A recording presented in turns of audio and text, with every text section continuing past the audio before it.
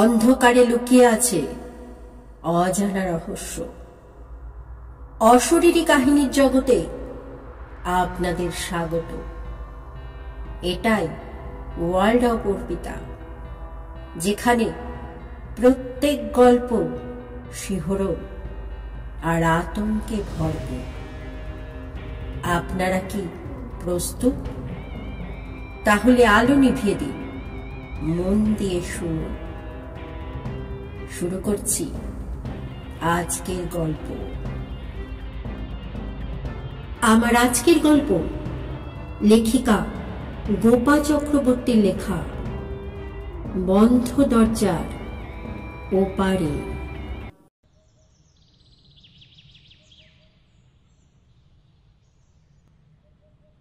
এই উঠো, কি ঘুম রে বাবা। 3 দিন হলো অমিতাভ আর রিনি নতুন একটা ফ্ল্যাটে এসে উঠেছে। অমিতাভ পেশায় ডাক্তার, রিনি গ্র্যাজুয়েট। ও চাকরির ধারে কাছেও নেই।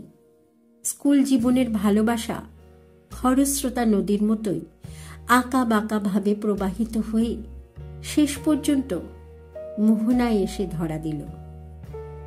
কাজের সূত্রেই অমিতাভ সিকিমে থাকত। ওর বাবা মা কলকাতায় নিজেদের বাড়িতেই থাকে। বিয়ের পর ওরা দুজন সিকিমে চলে এলো। অমিতাভ ওর মা একরকম জোর করে রিনিকে অমিতাভের সাথে পাঠিয়ে দিল। উনি ওদের সবটাই ব্যাপারই জানতেন। দুজন আলাদা কিছুতেই থাকতে পারবেন না, উনি সেটা খুব ভালোভাবেই জানতেন। সকালবেলা রিনি স্নান করে চা নিয়ে এসে দেখে অমিতাভ তখনও বিছানা ছাড়েনি।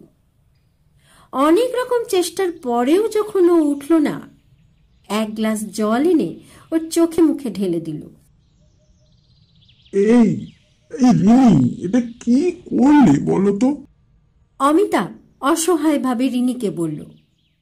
রিনি হাসতে হাসতে ওকে বলল, অনেক দেরি হয়ে গেছে, এবার যাও তো, তাড়াতাড়ি স্নান করে এসো, আজ তো তোমার মিটিং আছে। অমিতাভও চাইছিল রিনির সঙ্গে আরো কিছুটা সময় কাটাতে, কিন্তু শেষ পর্যন্ত উঠতেই হলো। অমিতাভ চলে যাওয়ার পর রিনি ঘরের কিছু টুকটাক কাজ সেরে রান্নাঘরে ঢুকল। নিজের মনে গুনগুন করে গান করতে করতে রান্নার কাজ শুরু করল। মনটা বেশ ফুরফুরে হয়ে আছে ওর। অমিতাভ আর ওর ভালোবাসাটা কত বাধা বিপত্তির পর আজ মুক্তির পথ পেয়েছে। তাই ওর মনটাও আজ উন্মুক্ত আকাশের মাঝে পাখির মতো ডানা মেলে ওড়ার জন্য উন্মুখ হয়ে আছে।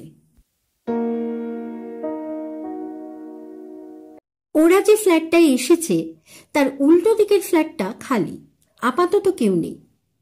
বেশ কয়েকটা ফ্ল্যাটই খালি। তাই এই দুপুরের দিকে কেমন যেন একটা নিঝুম ভাব থাকে। রিনি অবশ্য এরকম নিঝুম নিঝুম ভাবটা বেশ উপভোগী করে। হঠাৎই কলিং বেলটা বেজে উঠল। একবার, দুবার। কে এলো? কেউ তো আসার কথা না, কারণ এখানে তো ওদের কেউ চেনে না, আর অমিতাভ এখন আসবেই না। মনে মনে এই ভাবতে ভাবতেই দরজার কাছে গেল। আই হোলটা দিয়ে কিছু দেখাও গেল না। আবার বাজল। না, খুলেই দেখি। আরে, কেউ তো নেই। তাহলে বেলটা বাজলো কিভাবে? হঠাৎই চোখে পড়ল ওপাশের ফ্ল্যাটের লাগোয়া নিচে নামার সিঁড়িতে একটা বাচ্চা মেয়ে বসে আছে। রিনি মেয়েটার কাছে গিয়ে বলল, কি নাম গো তোমার? এখানে একা বসে আছো? তোমার বাবা মা কোথায়? রিনির এতগুলো প্রশ্নের জবাবে মেয়েটা কিছুই বলল না। উঠে গিয়ে বন্ধ ফ্ল্যাটের দরজাটার ল্যাচটা টেনে দরজাটা খুলে ভেতরে ঢুকে গেল। রিনি তখন ওই দরজার মধ্যে ধাক্কা দিল বেশ জোরে কয়েকবার, কিন্তু ভেতর থেকে কোনো সাড়া পেল না। ও তো খুব অবাক হয়ে গেল। এ কি রে বাবা, একটা পুচকে মেয়ে সুন্দর ঢুকলো আর আমি পারছি না। এর ভেতরে তো কেউ নেই, হয়তো মেয়েটা খেলার জন্য ঢুকলো, খালি ফ্ল্যাট ওর ইচ্ছা মতো খেলবে। এই ভাবতে ভাবতেই ও নিজের রুমে এসে পড়ল।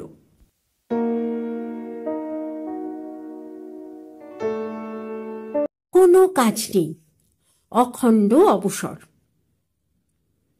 খেয়ে দে বিছানার মধ্যে গড়াগড়ি করতে করতে কোন সময় যে দু চোখ জড়িয়ে ঘুম এসে পড়ল। ডোরবেলের শব্দে হক চকিয়ে ঘুম ভেঙে গেল। দরজা খুলে দেখল অমিতাভ দাঁড়িয়ে। কি ব্যাপার রিনি, কি করছিলে? ও, মুখ চোখ দেখেই বেশ বুঝতে পারছি আমার বউটা এতক্ষণ কি করছিল। এত ঘুমাও কি করে বলো তো? অন্যদিন অমিতাভ এই কথাগুলো বললে রিনি মিথ্যে রাগের অভিনয় করে ওর সাথে ঝগড়া করত, নয়তো অভিমান করত অমিতাভর ওপর। আজ কোথায়, ও তো কিছুই বলল না। ফ্রেশ হয়ে চা খেতে খেতেই অমিতাভ খেয়াল করল রিনি একটু অন্যমনস্ক। সবই ঠিক আছে, কিন্তু অমিতাভর কাছে মনে হচ্ছে কোথাও যেন একটু তাল কেটে যাচ্ছে। রিনির কাছে গিয়ে একটু ঘন হয়ে অমিতাভ জিজ্ঞেস করল, কি হলো তোমার? শরীর ভালো না, নাকি মন ভালো লাগছে না? এত চুপচাপ তুমি, অনেকক্ষণ ধরেই দেখছি। কি হয়েছে বলো? রিনি দুপুরের ঘটনার কথাটা সবটাই বলল। এই জন্যেই আমিও বলি, রোজ ঘরে ঢুকেই যে অভ্যর্থনা আমার প্রেমিকা কাম স্ত্রীর কাছ থেকে পাই, সেটা কেন পেলাম না? আরে নিচের কোনো বাচ্চা বোধহয় উপরে খেলতে এসেছিল। আর ওই ঘরে ঢোকার কথাটা অসম্ভব। তুমি হয় বানিয়ে বলছো, নয় ভুল ভাল কিছু দেখেছ। রিনি অমিতাভকে কিছুতেই বিশ্বাস করাতে পারল না একটি বাচ্চা মেয়ে ওই ঘরটায় ঢুকেছে। অমিতাভকে জোর করে ওই বন্ধ দরজার সামনে নিয়ে গেল। অনেকক্ষণ ধরে ডোরবেল বাজালো, দরজায় নক করল, কিন্তু কোথায় কি, কারো কোনো রকম সাড়া নেই। অমিতাভ হাসতে হাসতেই রিনিকে বলল, আসলে কি জানো, রাত দিন ভূতের গল্প পড়া, হরর ফিল্ম দেখা, এগুলো তোমার মাথাটাকে একদম খারাপ করে দিচ্ছে। পুরো ঘটনাটাকে অমিতাভ একদম হেসে উড়িয়ে দিল।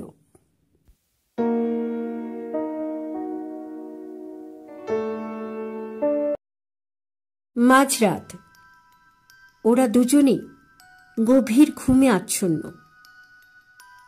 রিনির ঘুমটা হঠাৎই ভেঙে গেল। কলিং বেলের শব্দ হলো। অমিতাভকে ডাকতে গিয়ে ডাকল না। মানুষটা সারাদিন পরিশ্রম করে, ওর ঘুমন্ত মুখটা দেখে রিনি ভাবল, দরজাটা একটু খুলে দেখব বাইরে কে ডাকছে, তারপর চলে আসব। শুধু শুধুই বেচারাকে কষ্ট দেবার কোনো মানে নেই। এই ভেবেই আস্তে করে পা টিপে টিপে অমিতাভর যাতে ঘুম না ভাঙে গিয়ে দরজাটা খুলল। এই কি, সেই মেয়েটা সেই সিঁড়ির মাঝখানটাতে বসে আছে। অন্ধকার সিঁড়ি, রিনির কেমন যেন গাটা ছম ছম করে উঠল। হঠাৎ দেখল মেয়েটা ওকে হাত দিয়ে ডাকছে, কেন জানি না রিনির বুকটা অজানা ভয়ে কেঁপে উঠল। কাঁধে একটা হাতের ছোঁয়া পেয়ে ভীষণভাবে চমকে উঠল। রিনি, কি করছো একা এখানে? অমিতাভ বলল। ঘুরে অমিতাভকে দেখে ওকে জড়িয়ে ধরল রিনি। ভয়ে কেঁদেই দিল। ওই দেখো, মেয়েটা বসে আছে। রিনি মুখটা না ফিরিয়েই কথাটা অমিতাভকে বলল। কোথায়? আমি তো কাউকে দেখছি না। চলো তুমি আমার সাথে। এই বলে ফ্লোরের সব লাইট জ্বালিয়ে দিল। ওকে নিয়ে অমিতাভ নিচ অব্দি ঘুরে এলো। কেউ নেই। চলো এবার ঘুমোবে, প্রয়োজন হলে আমাকে ডাকবে বলে ওরা লাইট নিভিয়ে শুয়ে পড়ল। ওরা দুজন দেখল না বন্ধ দরজার ওপারে একটা চোখ ওদের দেখছিল, আই হোল ছাড়াই।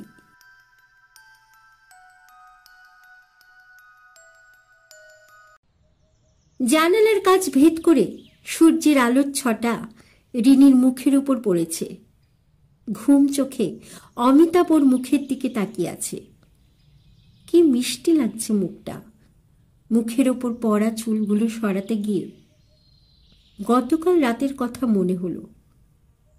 ঘটনাটা কি হচ্ছে কিছুই বোঝা যাচ্ছে না, তবে সত্যি খুব ভয় পেয়েছিল।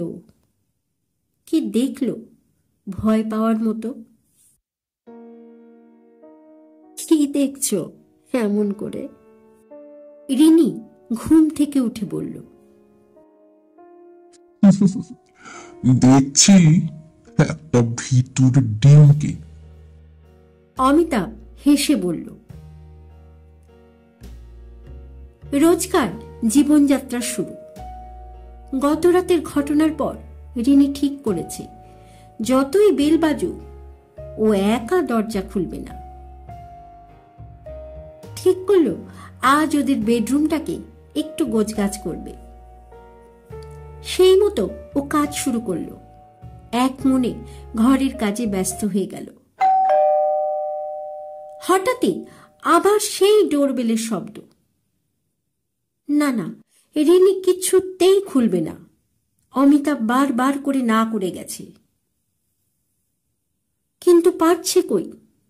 কি এক অদৃশ্য টানে রিনি যন্ত্রচালিত পুতুলের মতোই গিয়ে দরজাটা খুলল। এই তো সেই মেয়েটি। কি ব্যাপার? কেন ওইভাবে আমাদের বিরক্ত করছো? তুমি কে? মেয়েটি হাত বাড়িয়ে রিনির হাতটা ধরল। রিনি চমকে উঠল। একটা বরফ শীতল হাত। এ কি? আমাকে কোথায় নিয়ে যাচ্ছ? এই! দেখতে দেখতেই লক করা বন্ধ দরজাটা খুলে গেল। রিনিও কেমন যেন ঘোরের মধ্যে মেয়েটির সাথেই ঢুকে গেল ঘরটিতে। কেমন যেন আষ্ঠে গন্ধ, ধুলোয় ভরা চারপাশ। এত অন্ধকার হয়ে গেল কেন? মেয়েটি কোথায় গেল? দুর্গন্ধে রিনির গা গুলিয়ে উঠল। কে কে ওখানে? তুমি কে? উফ বাবা গো, কি বিচ্ছিরি মাকড়সা! অমিতাভ, অমিতাভ, তুমি কোথায়? হঠাৎই একটি শীতল স্পর্শ। রিনি চমকে উঠল। মেয়েটি পেছন ফিরে দাঁড়িয়ে আছে। একটা অদ্ভুত গোঙানির শব্দ আসছে। রিনি মেয়েটির সামনে যেতেই ভয়ানক আঁতকে উঠল। মেয়েটির মুখে মাংস নেই, শুধু হাড় সর্বস্ব। কিছুতেই ওর হাতটা মেয়েটির হাত থেকে ছাড়াতে পারছে না। কি করবে ও? মেয়েটির মুখের দিকে ও তাকাতেই পারছে না। আমাকে মুক্তি দে, একটা ভয়ঙ্কর গলায় মেয়েটি বলে উঠল। এই বলে রিনিকে টানতে টানতে একটি বড় আলমারির কাছে নিয়ে এলো। হঠাৎই এলো পাথারি বাতাস বইতে শুরু করলো। হাট করে খুলে গেল আলমারিটা। রিনি আর পারল না মেয়েটিকে শূন্যে উঠতে দেখে। ও দৌড়ে গেল দরজার দিকে, কিন্তু একটুও নড়তে পারল না। আলমারির ভেতরে একটি বাচ্চা মেয়ের কঙ্কাল। মেয়েটিকে আর কোথাও দেখতে পেল না। দরজাটা কি করেও খুলবে, আর কিছুতেই পারছে না। দম বন্ধ হয়ে আসছে ওর। অমিতাভকে কি হারিয়ে ফেলল?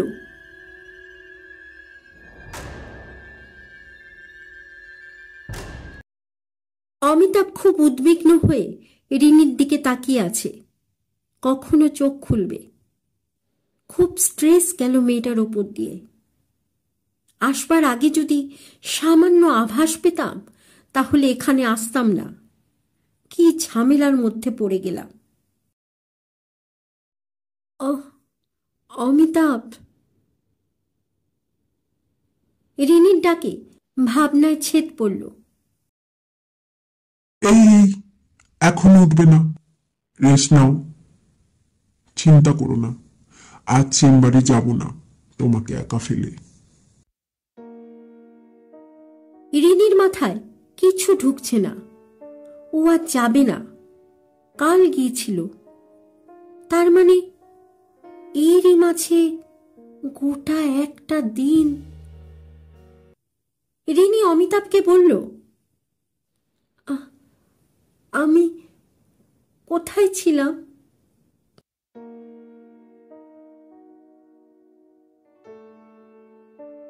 অ্যাপার্টমেন্টের চারদিকে ভিড় উপচে পড়ছে। পুলিশ এসে ওই ফ্ল্যাটটা সিল করে দিয়েছে। সবাই অমিতাভকে প্রশ্ন করছে। রিনিকে যাতে কেউ বিরক্ত না করে সেজন্য ও গিয়ে সবার সাথে কথা বলল। পুলিশ এসে বডিটা নিয়ে গেল ময়না তদন্তের জন্য।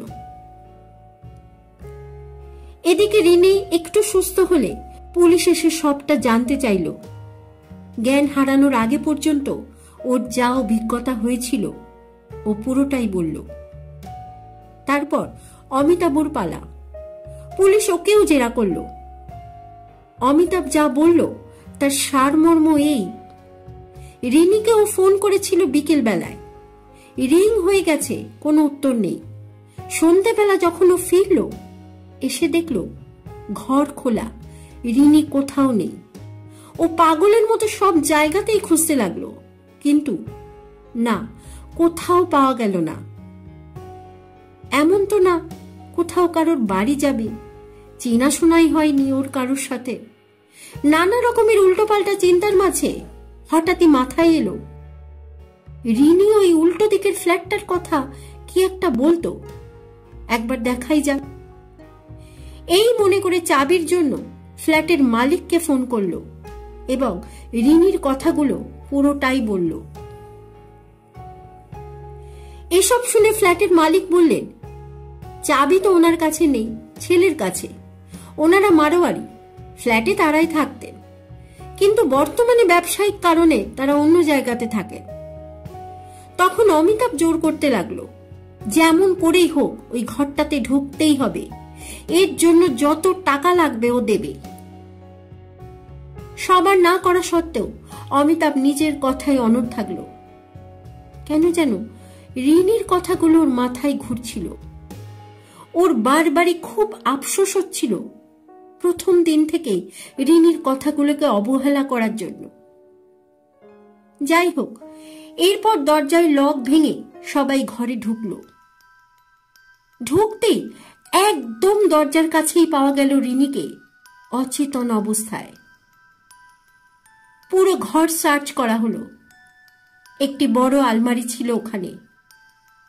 ওটা খুলতেই দেখা গেল একটা ছোট মেয়ের কঙ্কাল।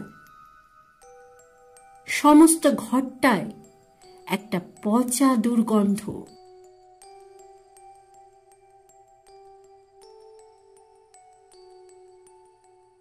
এরপর একে একে সবাই বেরিয়ে এলো। পুরো ঘটনাটা যেন সবাইকে মুখ বধির করে দিয়েছে। পুলিশ যথাযথ তাদের কাজ শুরু করে দিল। মারোয়ারি পরিবারটি ফ্ল্যাটটি কিনেছিল, কিন্তু শেষ পর্যন্ত ওরা থাকেনি, অন্য কোনো জায়গাতে চলে গিয়েছিল। পুলিশের তরফ থেকে ঘন ঘন ফোনের জন্য ওই মারোয়ারি পরিবারের স্বামী স্ত্রী দুজন বেশ তাড়াহুড়ো করেই চলে আসলো।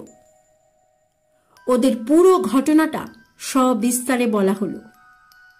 পুলিশের জেরা শুরু হলো। শেষ পর্যন্ত রহস্য উদ্ঘাটন হলো। সবাই শুনে যেন আকাশ থেকেই পড়ল। ফ্ল্যাটের মালিকের স্ত্রী মিসেস ওয়ালিয়ার জবানবন্দিতে এটাই প্রমাণিত হলো যে মিসেস ওয়ালিয়া এই ফ্ল্যাট থেকে অন্য জায়গাতে শিফট হবার ঠিক আগের দিন ঘরের জিনিসপত্র গোছগাছ করছিলেন। এরই মধ্যে ওদের একটি ছোট কাজের মেয়ে ছিল। ও অসাবধানতাবশত একটি কাচের শোপিস ভেঙে ফেলে। এই জন্য মিসেস ওয়ালিয়া এতটাই রেগে গিয়েছিলেন যে মেয়েটিকে প্রচণ্ডভাবে মেরে ক্ষান্ত হননি। পা দিয়ে মেয়েটির গলা টিপে ধরেছিলেন। এরপর কি করবেন দিশেহারা হয়ে স্টোর রুমের একটি আলমারির মধ্যে মেয়েটিকে ঢুকিয়ে রাখলেন। আর ওনার এই বীভৎস অত্যাচারের ফলে মেয়েটি মারা গিয়েছিল। মিস্টার ওয়ালিয়া এই ঘটনার বিন্দু মাত্রও জানতেন না। উনি মেয়েটির কথা জিজ্ঞেস করলে ওনার মিসেস বলেছিল মেয়েটির মা এসে মেয়েটিকে নিয়ে গেছে। যাই হোক, এরপর 2-3 বছর কেটে গেছে। অমিতাপুরা এসে এই ফ্ল্যাটে আসার পরেই মেয়েটির আত্মা জাগ্রত হল। রিলির মাধ্যমে সে তার খুনিকে লোক সম্মুখে আনার চেষ্টা করল, আর সে তার কাজে সফল হল। রিনি ছিল ওর মাধ্যম, কোনো ব্যক্তিগত আক্রোশ ছিল না। তাই মেয়েটি রিনির কোনো ক্ষতি করেনি। শাস্তি হলো খুনি। অমিতাভ আর রিনি ঠিক করল ঘরটা পরিষ্কার করার পর বেশ ভালো করে একটা পুজো দিয়ে মেয়েটির আত্মার শান্তি কামনা করবে। অসহায় একটি নিষ্পাপ মেয়ে যদি এতে শান্তি পায় তাহলে তো খুব ভালোই হয়।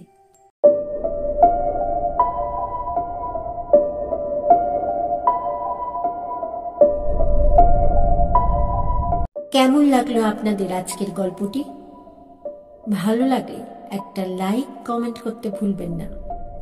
গল্পটি শেয়ার করে অন্যদেরও শোনার সুযোগ করে দিন এবং চ্যানেলটি সাবস্ক্রাইব করে পাশে থাকার অনুরোধ রইল।